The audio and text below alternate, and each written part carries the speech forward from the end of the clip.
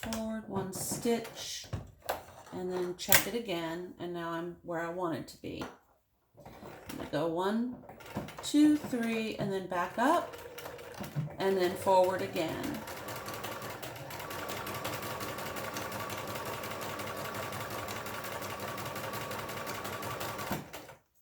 Remove that clip and do this same.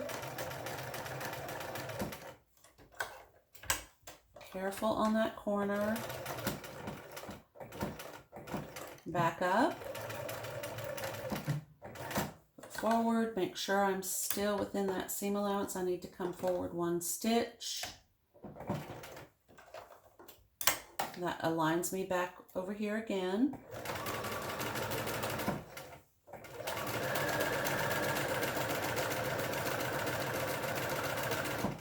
Move that clip.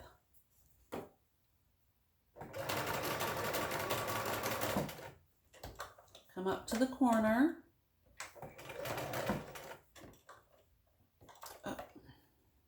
Now sometimes if it's starting to do that, in other words, I'm having a hard time keeping this piece of fabric because the needle is pushing it toward me.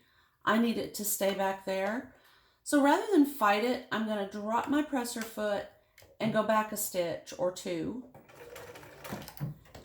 And then I can move it where I need it to go, replace it in its little spot where it's supposed to be, and now come forward.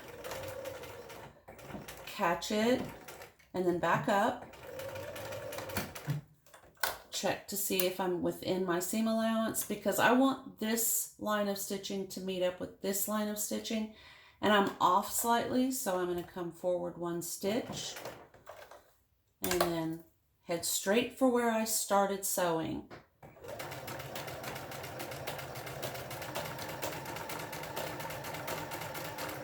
And I'll cross it just a little bit. Lift up that needle. Trim my thread. Check to make sure everything is good, front and back. Looks all right to me. Now I'm going to trim out my corners. One of these days we'll have a video on perfect corners. These are not perfect corners, but there are ways to achieve a perfect corner. And if it's extremely important, and like, if you're stitching a collar on a blouse or a shirt, you really want a perfect corner. A craft item like this, I mean, it's nice to have a perfect corner, but it's not really integral to the shape. Clothing tends to be a little bit more, it has a higher level of requirement, I guess is what I'm saying. Okay, so I've trimmed out my corners, trimmed out some of the extra fabric, and now I will flip this guy to the outside.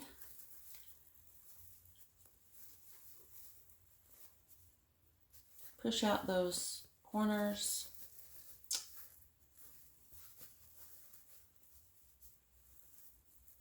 Make sure everything looks pretty. I do like these fabrics.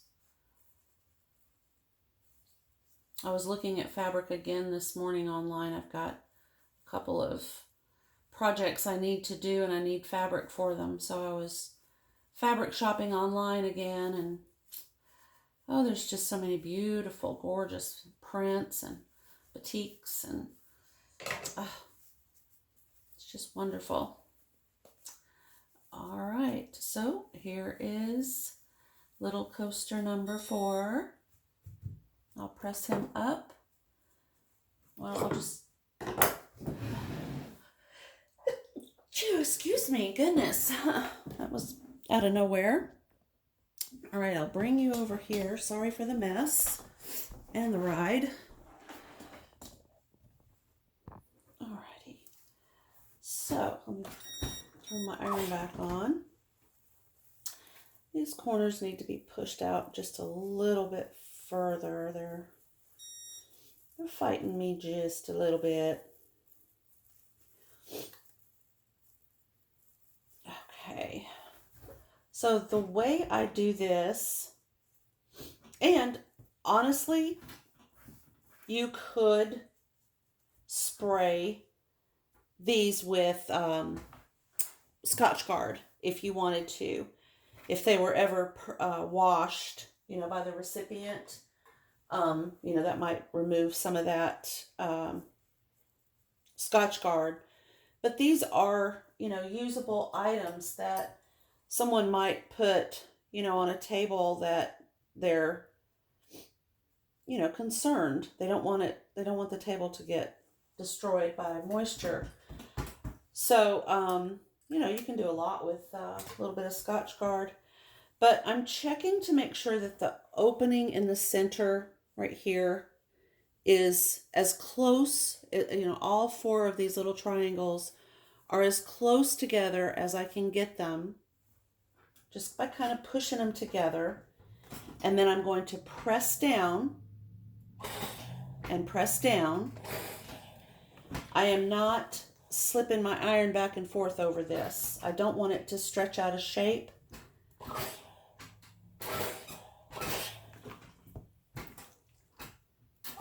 And if you're unsure of what I'm talking about, these little triangles are,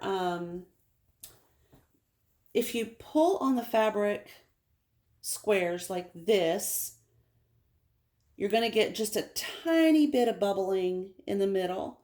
And this way, a little bit of stretch. There's a warp and a weft to every single piece of fabric. You can see it. If you start to unravel the edge, you can see the warp and the weft. But when you turn the fabric on an angle like this, you get what's called the bias. I'm not going to pull it because it will destroy the shape, but I can show you on a different piece of fabric. Let's see, I have right here. And this is true of, well, we're just going to keep it simple. This is cotton. This is cotton. They're both 100% cotton. There's no polyester in either this set of fabrics or this fabric.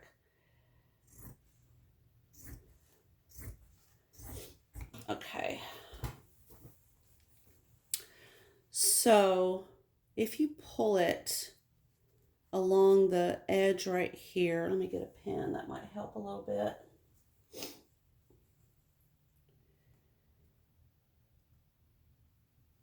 All right. So these fibers that are coming off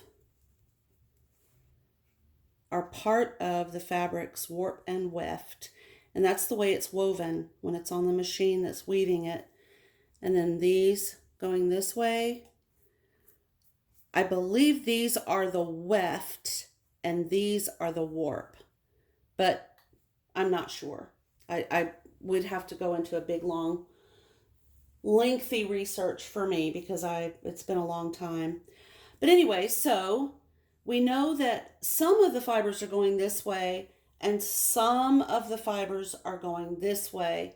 So if I pull, I don't get a lot of stretch, and I definitely don't get a lot of stretch. But when I turn it sideways and pull, there's a lot of give. You can see a lot of give, and that's called the bias. And that's where the warp and the weft are on an angle. They're not straight up and down. They're not on the grain line. They're just at an angle, so there's that interesting give. And if you're really careful and slow when you're doing it, you can see that instead of doing this, they're doing this.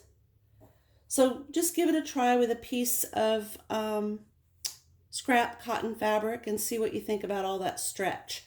And remember, when you're pressing your fabric, especially if it's been forced into a triangle or cut into a triangle, it is going to have stretch. And you don't want to have that on your little project that we just completed. So just press with the iron. Don't slide it back and forth. That's basically my best advice. Thank you again. Enjoy, and I will see you next time.